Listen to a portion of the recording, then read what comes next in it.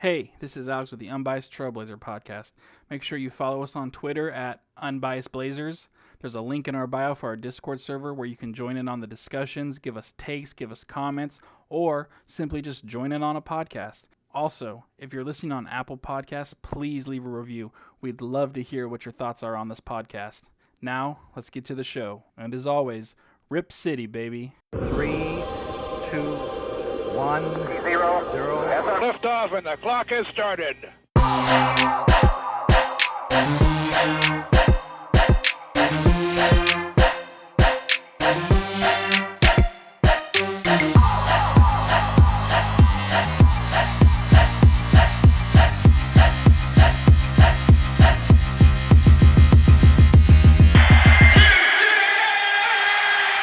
Rip City, we have returned for episode 31 of the Unbiased Trailblazer podcast. This is Alex, and I've got Fawad here with me. How you doing, Fawad?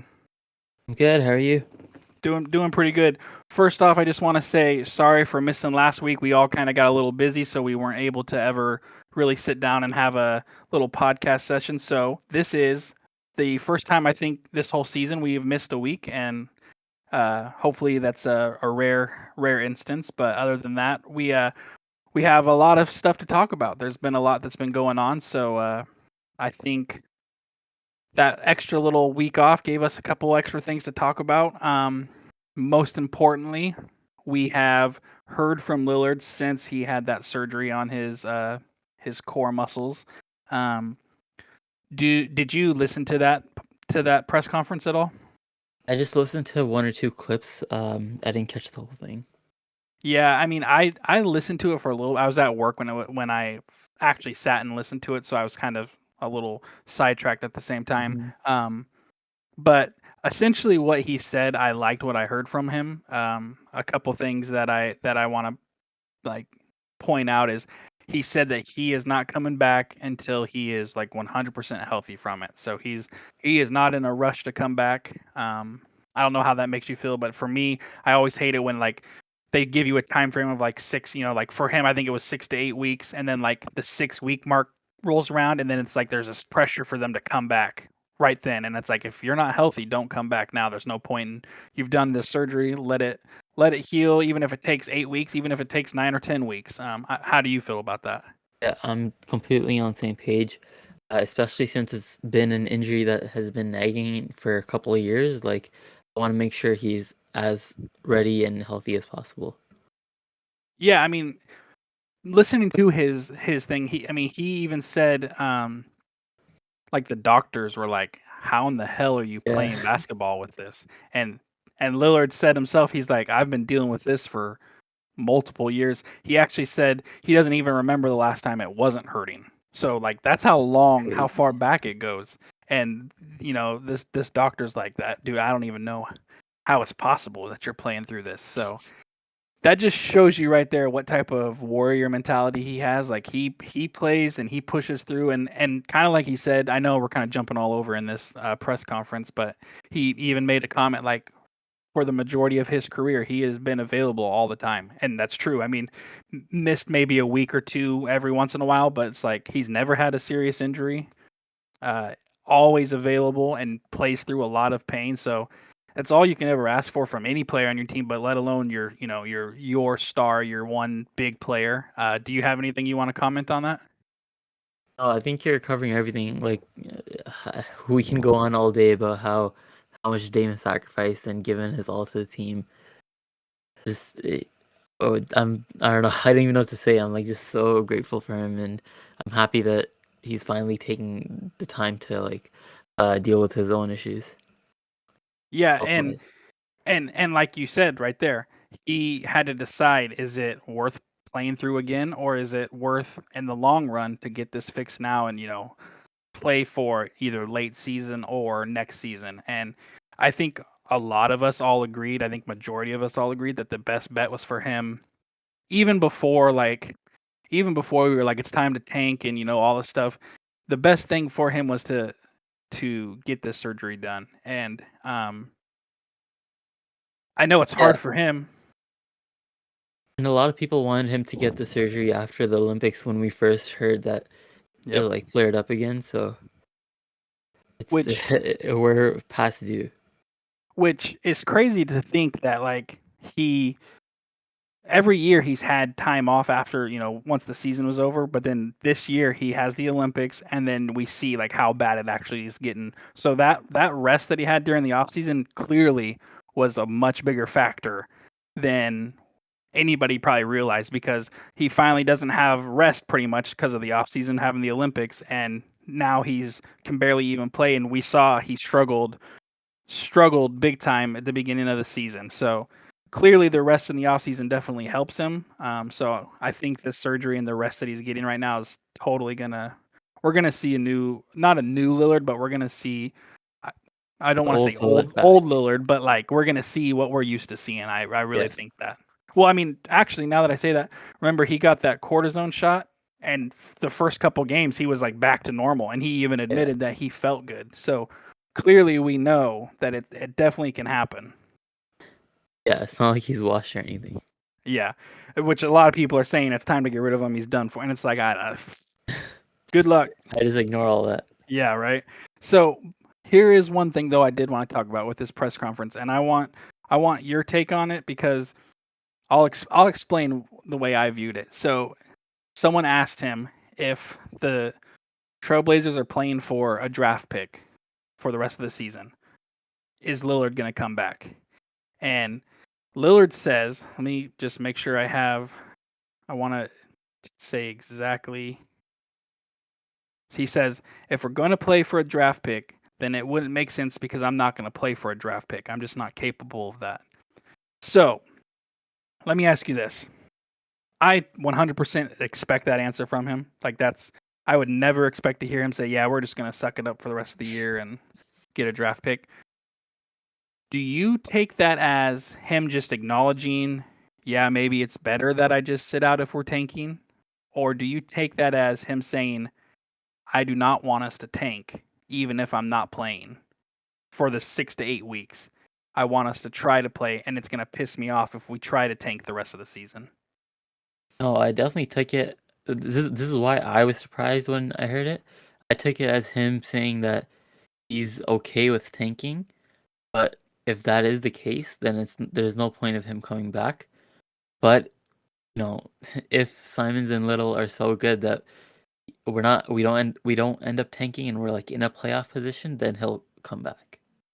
Yeah, and like you said, it's hard right now. We haven't got to it yet, but we will. We're playing pretty good basketball. Obviously, we've kind of had an easier schedule, but we've actually had a road trip that we've won a couple games on. So, like you said, if we're in that playoff contention, if we're the 9, 8, 7 seed, 10, 9, 8, 7, Lillard definitely is going to come back for that.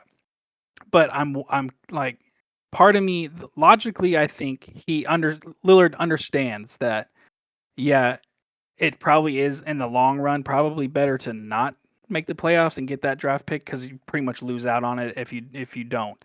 But at the same time, he's not the type to want to just tank for any reason. So it almost felt like he was, to me at least, I feel like I'm explaining this terribly, but it almost feels like he's saying, if we are tanking, he's not happy about it, and he's not going to come back and play. And I would be afraid that in the off season and the season after that it could create issues because he's annoyed that that's the option they went with. I'll never know. I'm not in the head of him, but that's how I took it, and I don't want him to be mad, and I don't think anybody wants him to be annoyed that we're tanking or anything like that. So, this is why I wanted to watch this segment of the thing, because I was a little bit confused about it too, and I didn't get to see like the actual clip. I just saw the like what you read. Before I read it, I probably would have been on the same page as you that he doesn't want us tanking no matter what. But I don't know. I guess the way I just read it seemed like he was okay with it if he's out, which is why I was surprised. But it can also maybe read as him saying that he's not okay with tanking, but if the team is just that bad without him, he's just gonna let them, stay bad and stay like the 11, 12, 13 seed, if that's where they are when he's like near the end of his timeline. Sure, But sure. but if they're doing well, 9, 10 seed-ish, then then he'll come back. But the other thing is, I feel like he's not expecting us to be tanking. Like I said, like he thinks if we are that bad, then okay, whatever. But I don't think he's thinking that like we will be that bad. Well, and that you have a great point because that could explain why we're seeing what we're seeing. You know, everybody's thinking it's time to just tank and get that draft pick, and yet you see us going out there and putting together good games and, competitive games. So, you're probably 100% right. You probably know. I mean, let's be honest. We know that this team can be a good team.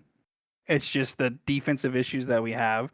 I mean, really, we're missing Lillard, but we have Simons who, since Lillard has officially been out, has stepped up. Like, I mean, it's almost like having Lillard out there anyways, the way he's been playing lately. Not quite, but pretty damn Yeah, close. as close as you can get for Yeah, like a I mean, third, fourth year player. yeah, we have CJ still, we have Nurk still. Robert Covington's really starting to play like how we were used to seeing at first, and it's really good to see. And then we Yeah, have and the young Little, guys are who's stepping up too. exactly. We have Brandon Little, Watford who's has been like so good. we've talked about Trendon Watford before. I Yeah, enjoy watching him play. He's kind of like Little. He brings high he has energy, and so much hustle, so much energy. yes, It's great to yes. see. And he was making some plays last. Was it last night that we played? Or yeah, it was because Yeah, I forgot that the game was going. Yeah, he was making some plays and the offensively and game I was supposed to defensively. be at. Oh, that's right. Oh, Fawad was supposed to be at that game. If it wasn't for COVID. Yeah. Uh, not to rub it in you, but you missed a crazy block by Watford because that one block he had was nasty. I can't remember who Yeah, he blocked though. I'm trying to think of who it was. I can't like remember. even other than the last game, he's been good for like a few games in a row now, and Oh, for sure. Yeah. it's been really unexpected. He's not even a second round draft pick. He's on a 2-way. I think he went undrafted. So Yep. Speaking of unexpected, I'll go ahead and let you shout out somebody real quick. I think you're talking about CJ Elavy, and I'm in complete shock, but with the way he's been playing, I used to think that he was not ever gonna have a career in the NBA. I thought he definitely would not get a contract after this year, and I was surprised that he was even getting minutes despite like how bad we are. But over the last like what 10 games at this point, he's been more than playable. He's been like serviceable. He's scoring field goals like pretty much every game, at least one, usually two or more. His shooting percentages are not bad. I think he's shooting like 38% from three in that stretch. Like probably 50% from field or like 45 or something like that. So I'm very pleasantly surprised by the way he's playing. He's hitting the open shots. He's hustling. I've seen him get deflections more than once. So I'm just very pleasantly surprised by this turnaround that came out of nowhere. Yeah, I mean, I think at least for me, I have to kind of eat my words a little bit because For sure. kind of I was ripping on him too. like you said, I did not see him getting another contract. We had made the comments before that he might be one of the worst players in the NBA. This is a small sample size, obviously, Yeah. but he's been playing well. I mean, he not out of this world, but also not terrible. What he's been doing is more than serviceable, and you can't really say anything bad about the way he's been playing lately. Yeah, and I was talking about deflections. I looked it up. He's had at least one steal in the last 6 games in a row, including 3 steals in one of the games. He had 7 assists in a game too. He had 7 assists in a game. See, I Yeah, didn't even know that. I must have missed that game because I don't remember that at Jeez. all. One thing I can say about him, and I think it's true for a lot of players that come off the bench, is he does bring energy. He does try pretty damn hard. You can tell that he is trying. It's not that he's not trying. So sometimes he gets a little out of control. I was talking about how sometimes it seems like he doesn't really know when he gets the ball. It doesn't seem like sometimes he knows what he's doing. Like he just dribbles to a spot and then passes the ball away a lot. But I mean, truly, we've talked bad about him before. You know, we've made our little jokes, but truly, he is playing much better than he has been, and I'm surprised and I'm glad that he is because I don't want to be like, oh, this CJ Ellaby sucks, but he's been playing well. I can't deny that. It's weird to say. I never thought I would say it, honestly. I swear to you, I never thought him and Blevins, I'd be like, there's no way we'd ever say that, but here I am saying it. Hopefully Blevins is next. Yeah, that would be nice, right? So just to kind of wrap up, Dame's out for at least 6 to 8 weeks. He said Well, that I was if gonna say 8 weeks puts him mid March, so probably still 3 weeks left in the season, maybe 4. I don't know exactly when the playoffs start. okay, so time to make a move if we are in the playoffs, he can come back and still try to move us up a spot or two. Yeah. So yeah, he's out 6 to 8 weeks. If we're in the playoff hunt, he said he's going to come back. If we're not in the playoff hunt, he said he's done for the season. So for right now, it's all about rest and just him getting ready for that 6 to 8 week mark.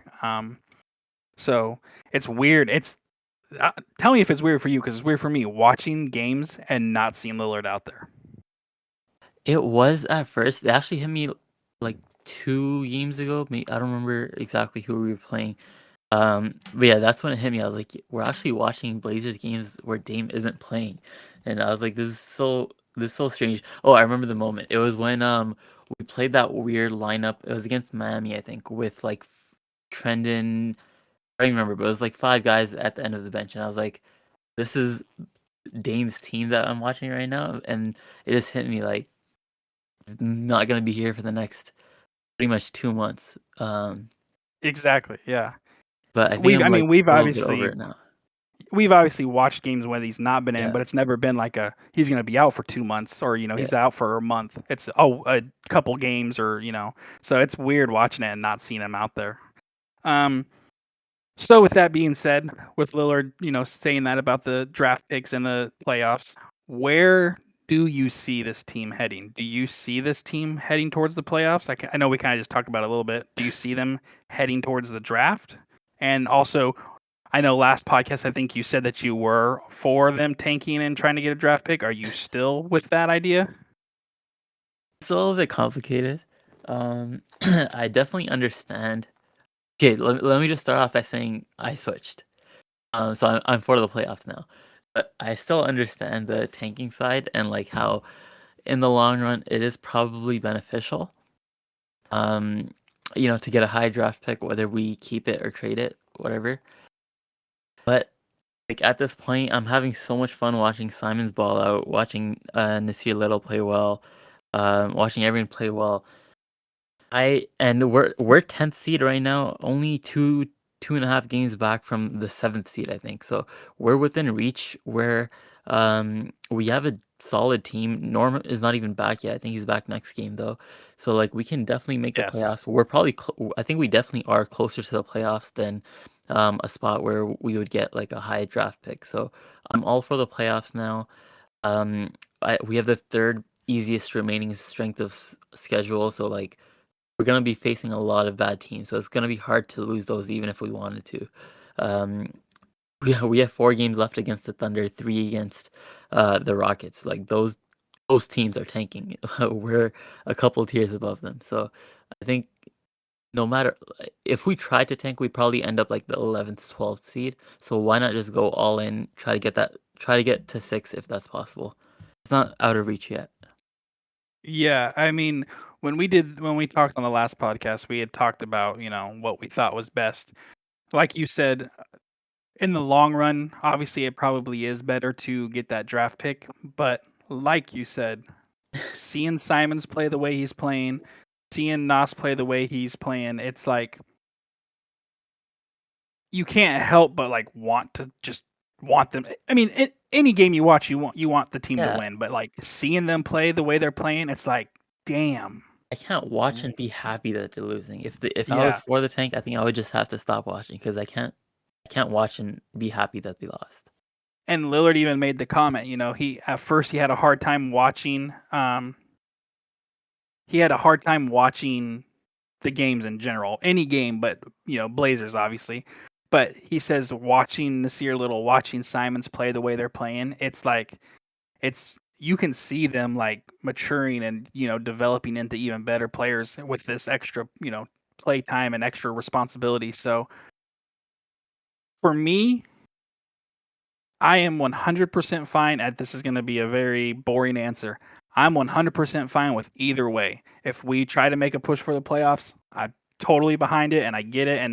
And honestly, let's be honest, that's probably what I would want because like you said, I don't want to root for a losing team to tank. So I know it'll be a first round playoffs, exit, but I mean, winning games is fun. I don't know what to say. you know what? I'm gonna be honest with you. The year that we lost Nurkic and we went to the Western Conference Finals, That did you could have been our expect that? year.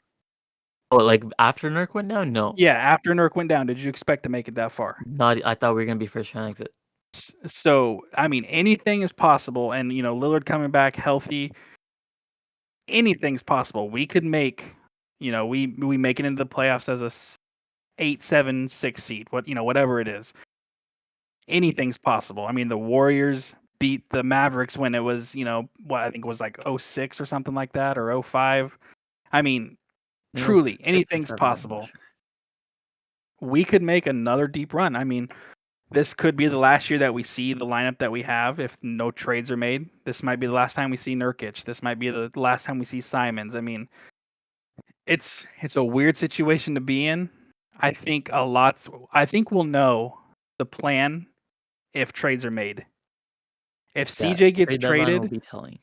yeah, if CJ gets traded, that tells me that they're wanting to re-sign Simons.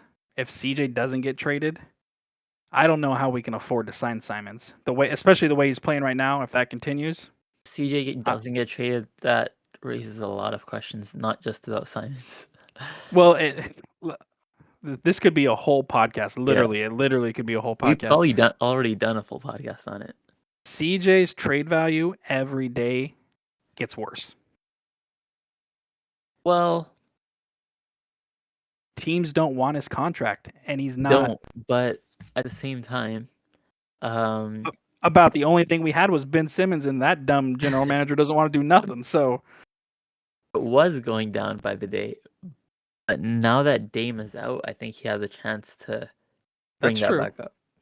That's true. But, I mean, time will tell. Game was solid. He had like 19 on like 8 for 11 or something like that. I think 6, 7 assists.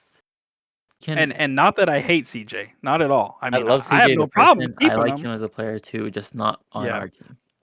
I just think if we want to be a winning organization, he's the piece that we have to move to get other pieces.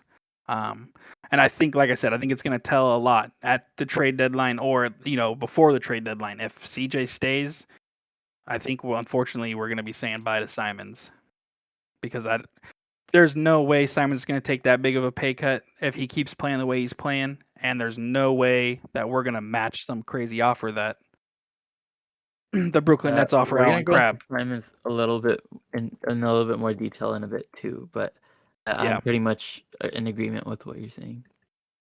Yeah. So for me, I'm leaning towards the playoffs. I know last time I said leaning towards tanking. Like I said, I'm really 100% either way. I'm not against tanking. I just prefer playoffs. I almost just want them to commit to one. Just either commit to trying to make the playoffs or commit to tanking. Because if you don't commit to tanking and you just kind of play average and you end up being the 10th, 11th seed, that draft pick isn't going to be worth as much as actually trying to tank for it. So I agreed with you for like the last couple of days, but then yesterday I was looking at the standings actually, and what I noticed was that the East, there's like teams that are 500, or I guess actually not anymore, but a couple of days ago, the 11th seed was 500. So I was like, even if we do stay in this like middle area where we just barely missed the playoffs, it's not gonna be like the 14th seed. It's probably gonna be like the 10th because the East is actually good this year. That's a good point. And the 10th pick is not bad. Like you can get like a major player from the 10th seed. Well, I haven't looked into the draft hardly at all. I don't know any of the But guys. I'm just saying like any given year. yeah, from what I've heard, it's a very top-heavy draft. Like the first 5 picks are like those are the dudes you want, and then it kind of They've been saying slowly that for goes like down. 3-4 years in a row, and every time there's always some diamonds near the end of the lottery. For sure. I mean, feel like we got lucky with Simons. I feel like we got lucky Mhm. with Nasir.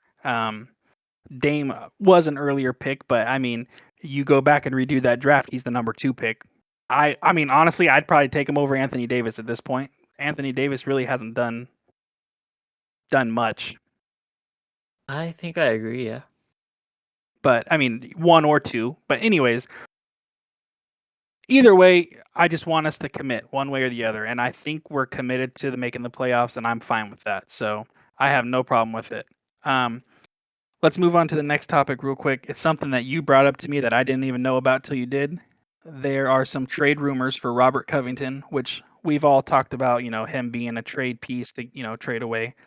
You said it was Utah Jazz, correct? Yeah.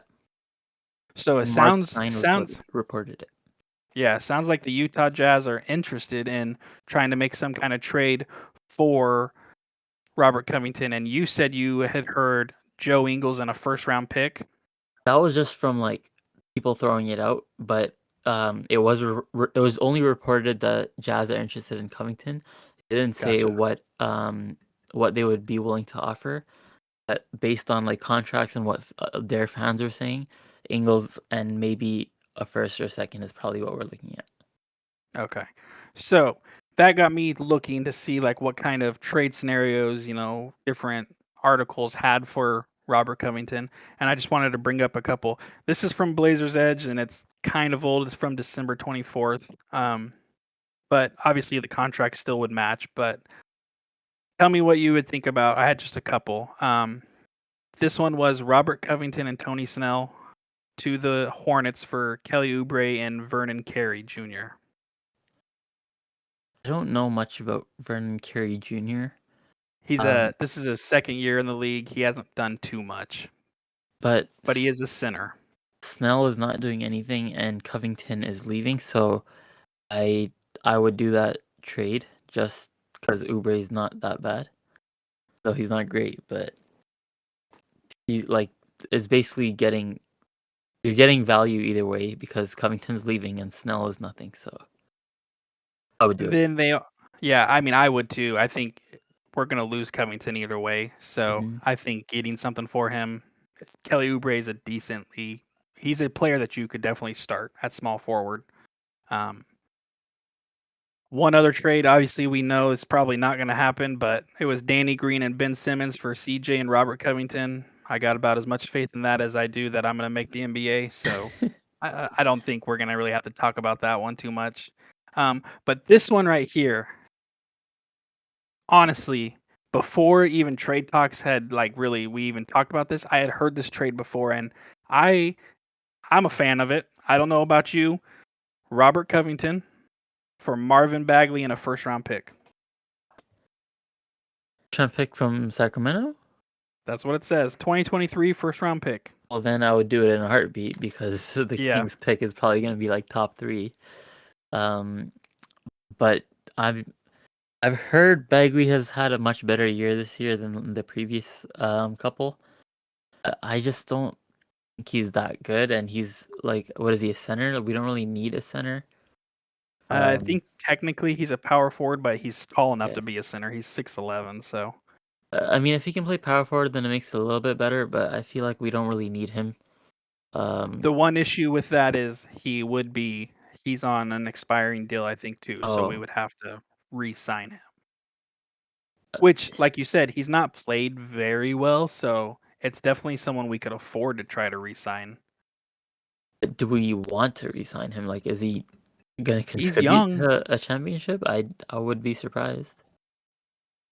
Yeah, I mean, obviously the first round pick, I would assume it's going to be like lottery protected or something, so it wouldn't be this year's pick that we would get. It'd probably be a couple years down the road. Yeah, then in that case, I think I would pass on that.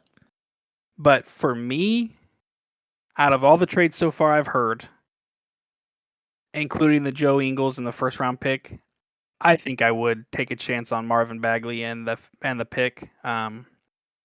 If you guys have any picks or trades that you could see happening, please feel free to talk about it because it is something interesting.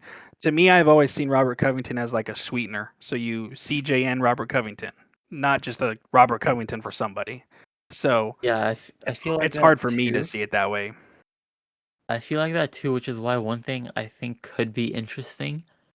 I haven't thought about this all the way through, but I think that Boston has a trade exception. So basically, what that means is, and it's a big one. So basically, they can take Covington without sending out anything. So what I would try to find, if something exists, get them to give up a first round pick and send that with CJ for like something else. So we add some value to CJ without actually giving up much. I don't know Yeah. who we would get in that return, but it was just a way to add some Jalen value. Brown. Sorry, what was that? Hopefully, yeah.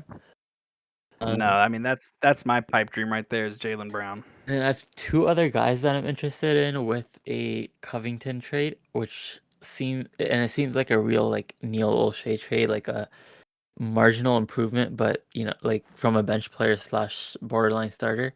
Either what's his name? Kyle Anderson on Memphis Grizzlies. Mm-hmm. I think that puts us under the tax as well. I don't remember for sure. I think last time we talked about it, you said it did. Okay, then again, I don't know how interested Memphis is in Covington. I guess it depends on how much they think they would have to pay Kyle Anderson.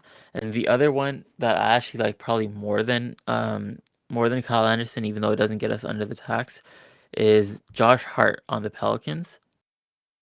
I would love to him. He's a good defender. He can play the 4 or the 3. And his shot has been pretty decent this year as well. So I think that could be a good pickup. Yeah, I'd be fine with Josh Hart. I actually like him a lot, so I have a I'd friend who's a Pelicans fan though. Oh, actually, Josh Hart hasn't shot that well. It's okay, like it's fine.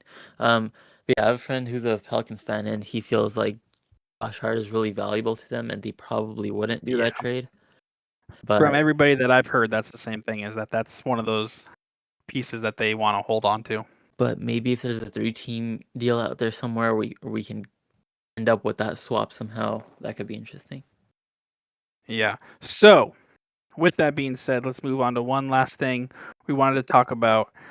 One thing we haven't brought up at all, and it's kind of crazy. We've done 2 podcasts since, and we haven't brought it up. Norman Powell has not been in for a while. He had COVID, and then he was out for some personal reasons. It sounds like he's coming back tomorrow, so it's good to have him back. People were saying, "Oh, because Norman Powell's not been in and we've been winning, we don't need Norman Powell." The difference is Norman Powell hasn't been having to play small forward at 6'3". That's the difference.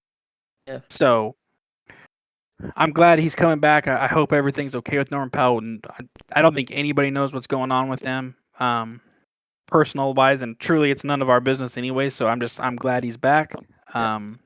Looking forward to seeing him. Yeah, he's been so good for us this year, so I think everyone knows that, and I'm excited to see him. But that 6'3" small forward thing you're talking about is definitely a concern, and yeah, I guess let's see if same stuff happens now that happened with the Dame CJ Norm exactly. lineup. Yep.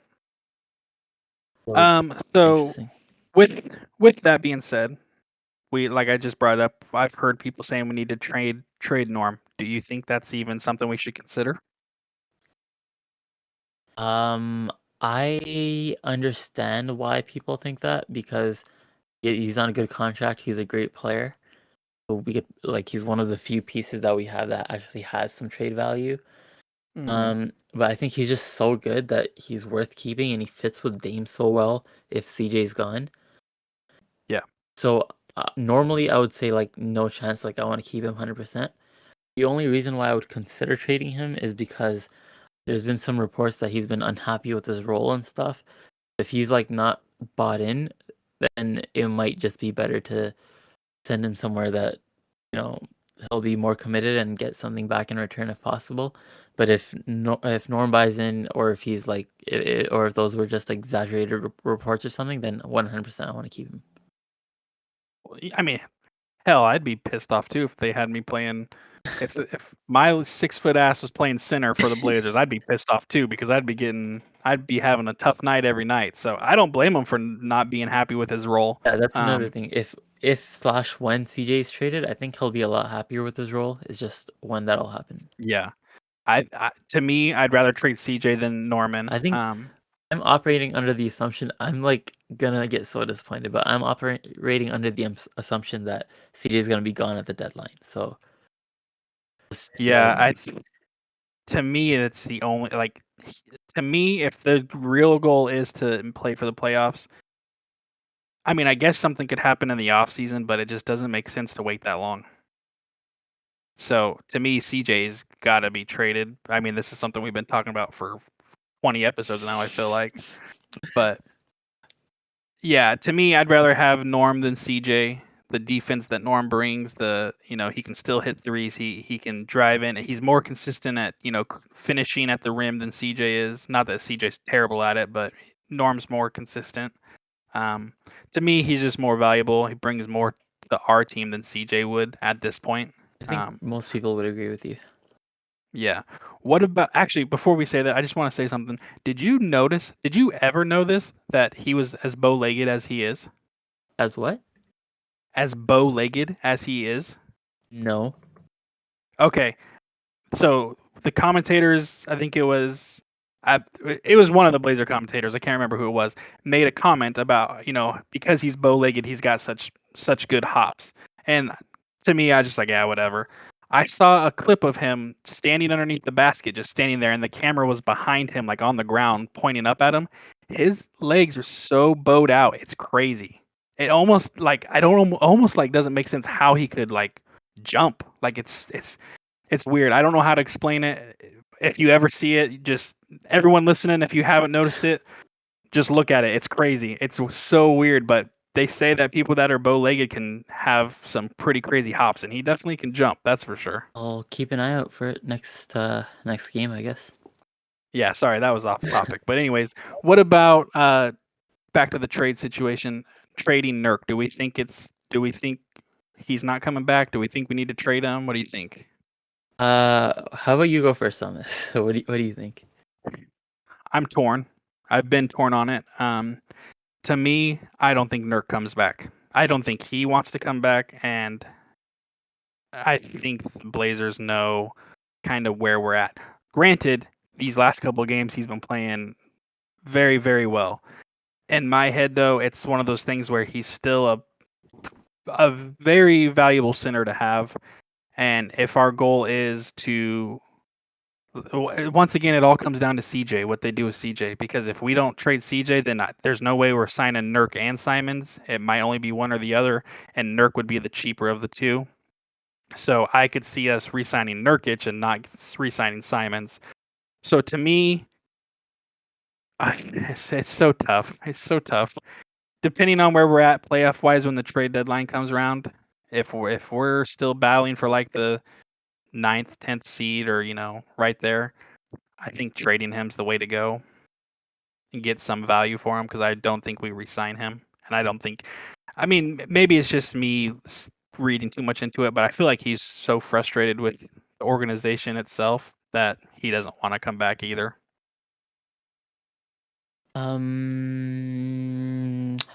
Earlier in the season, I think we talked about this too, or maybe it was on one of the spaces. And then I was torn. I was like, I think Nurk is still positive value for us, but I understand trading him. This last stretch of games where he's been playing like back to before injury Nurk, not as good, but pretty close to it. I feel like I'm 100% on the side of wanting to keep him, because I feel like he would resign and not for that much either. And like obviously he's been so good for us. But Jason Quick said that, I don't remember the exact wording, but I think he said that he expects both Nurk and Covington to be traded.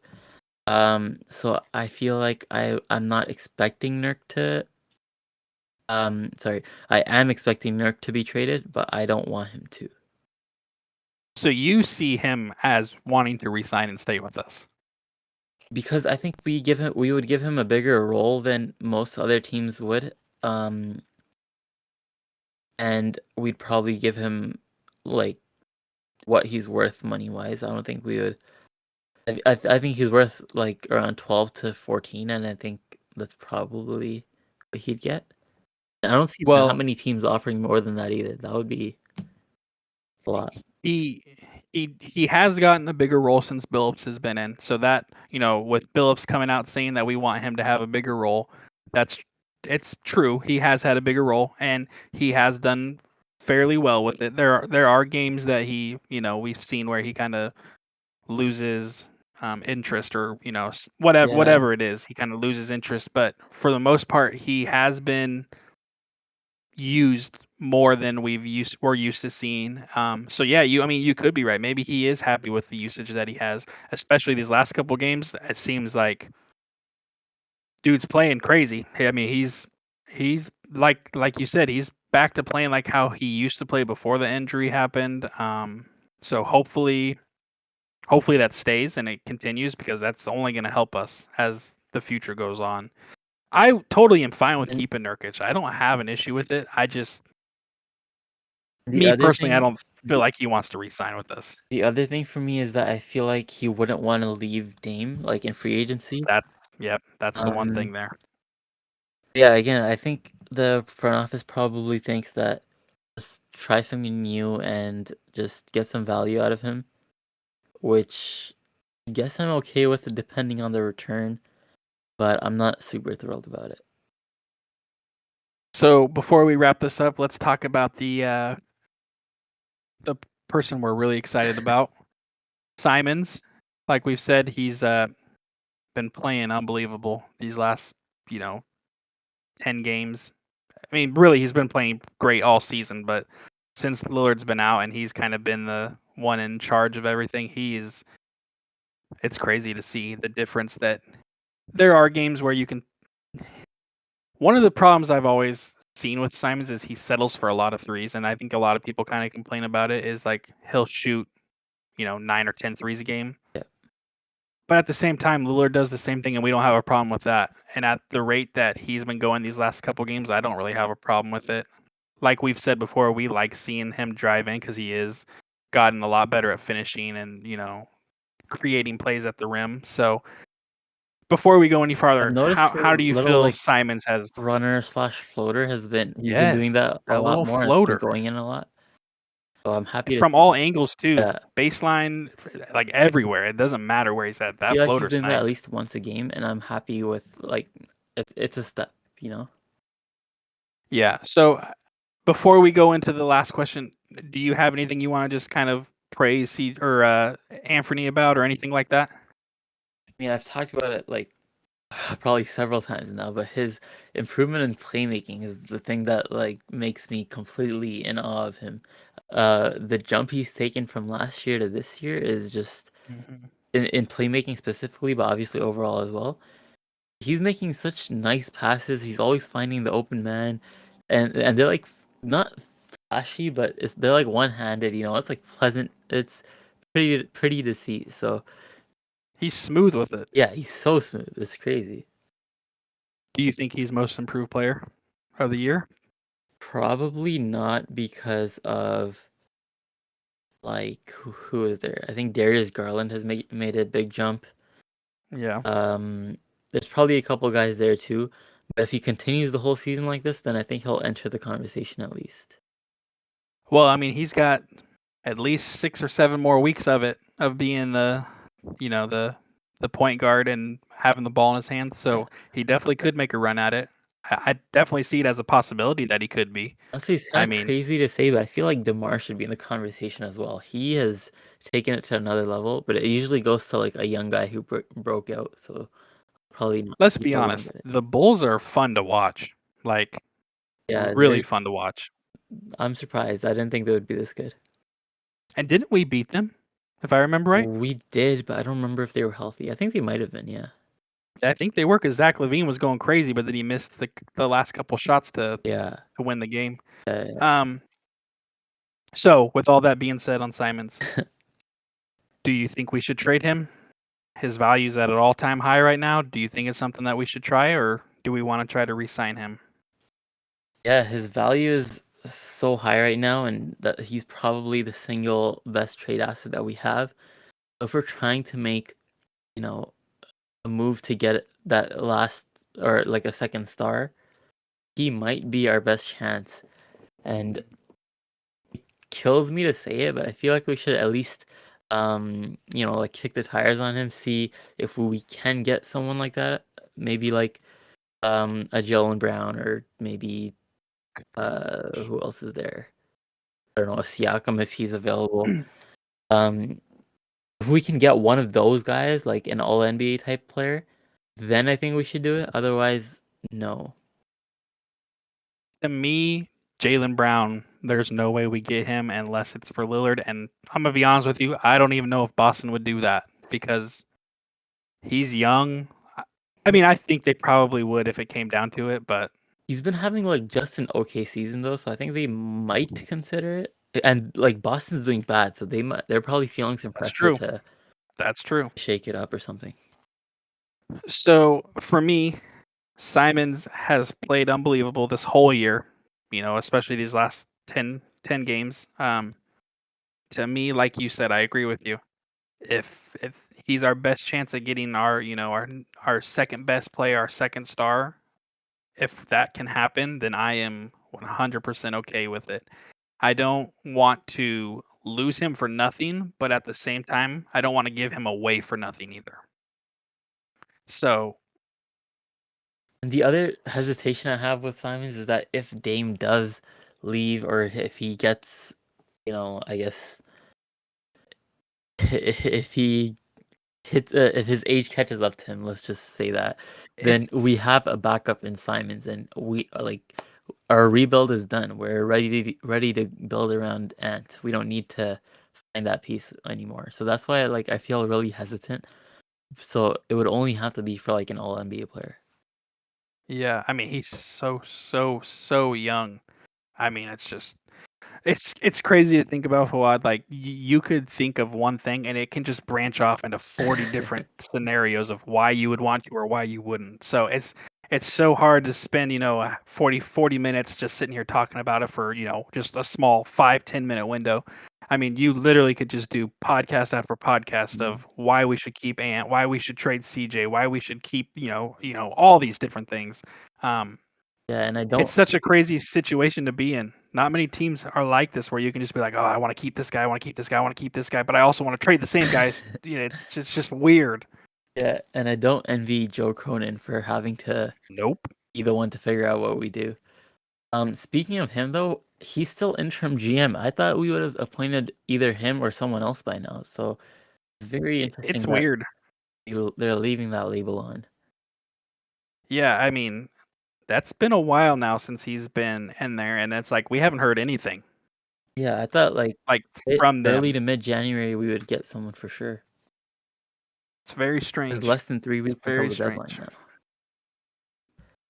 Yeah, things are about to heat up. I think we're gonna know real soon what the plan for this team is. I think it was Jason So Quick, but hold on to your pants. someone said that we're expected to be active at the deadline, but I've also heard that about a lot of teams. So unless the entire league's gonna have a shakeup, I wouldn't put too much weight into it. But let's see. I hope we're active. Anyways, though, going back to Trying to Simons, think. I got sidetracked. I'm trying to think of the last time we were super active around the trade deadline, like super active, because I feel like that's what it's gonna be. We're gonna make like multiple trades. I guess if you can count getting Rodney Hood and then signing Cantor from the buyout market, because it was like within like a week or That's two. true. Yeah. But in terms of trades, yeah, I feel like we just do one and that's it. I have a feeling this one's gonna be an interesting one. Let's hope so. It better be.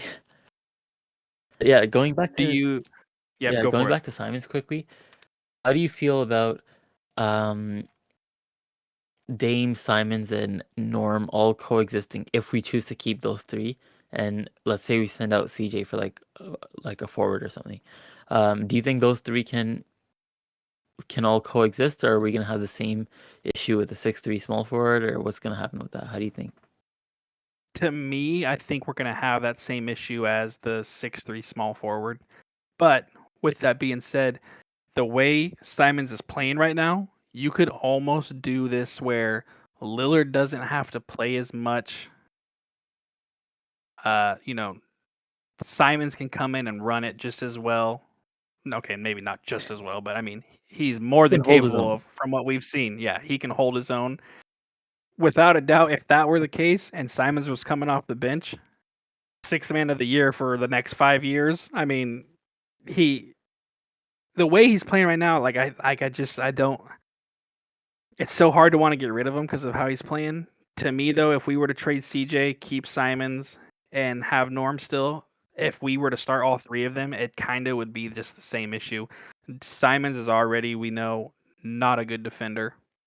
From what I remember, I think he might be the worst defender in the NBA. That was like Now that one or might two have years gotten ago. He's gotten a little bit better, but yeah, he's definitely not. You can't call him a two-way player. yeah. So if you have Lillard and it's pretty much the same situation. You're gonna have CJ and Dame, who are two below average defenders, and then you're gonna switch in Simons. I think Simons is more athletic, is athletically gifted enough to make up for some of the defensive issues where he can kind of recover on things. Yeah, I think it would be better than Dame CJ. Dame CJ Norm, but it would probably I still do be too. not I do too. ideal. If I had to pick between those two scenarios, it would be Ant instead of CJ. But I still think we'd still have an issue with Norm being the small forward. So, given that, who do you keep between Norm and Simons? Oh God, that's tough. I know. um,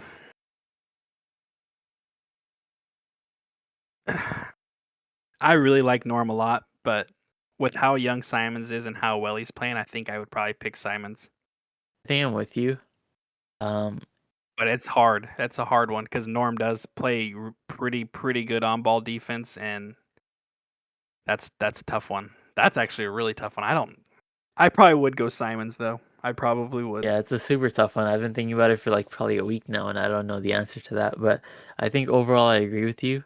Um, like you said, if Simon is willing to come off the bench for the next 3-4 years and win Sixth Man of the Year every year, I think that works. Minutes wise, I think there's enough space for all three of them. Yeah. Can play them Yeah. all together for like 5 or 10 minutes for the game, but not the entire time. But if Simons wants to start, then I think we're back into CJ 2.0 with the 3-6-3 lineup. So Simons wants to start, which he probably will, because like who wouldn't want to? I don't blame him. Yeah, Yeah. I don't blame him.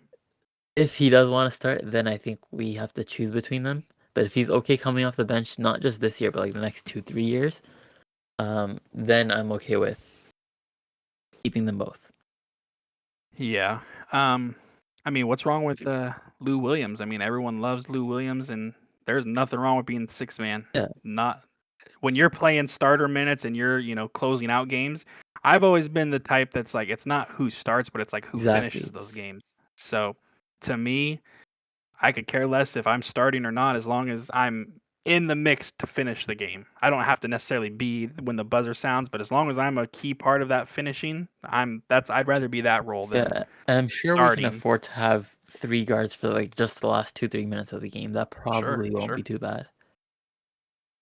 Yeah, that's a good question. Anybody listening, if you feel free to give us your answer. Would you rather have Norm or Simons? Because that's a good That could question, be a and that's a poll we tough could put question. up on the Discord and on Twitter. Yeah, I think we'll do that. We'll do that. We'll even do it on Twitter too, because that's a good question. Do you have anything else you want to add before we wrap it up? No, I think that's all for today. Okay. So with that being said, I just kind of wanted to give you guys a little announcement. We're gonna be doing a couple. How do I want to say this? We're gonna be joining up with a couple different other Blazer podcasts coming up pretty soon. both will be going on their shows, their podcasts, and they'll be coming to ours, and we'll kind of have just like a little group talk. So looking forward to that. It's going to be the Podland Trailcasters. They host a lot of the spaces that we go in and talk to. So we're going to join theirs. They're going to join ours. It's going to be a good time. I think we're still up on the air with how soon it's going to happen, but it is going to be pretty soon. There's also a newer podcast that just started. It's called the Point Nine Podcast. They're more whole NBA, not just the Blazers. They are Blazer fans and they're from Portland, I believe, but they're more of like the entire NBA. But I will be going on there. They're going to be in the next couple weeks. I'll be going on there to do an episode with them, and they're going to come join us for an episode. I'm excited. It's going to be good to get everybody in here and kind of get a big group, talk together, and see what we can come up with. But I'm looking forward to doing it both with them and us joining theirs. So other than that, I don't have anything else to talk about. Fawad, I hope you have a good night, and everybody that's listening, I hope you guys have a good night. And as always, Rip City, baby.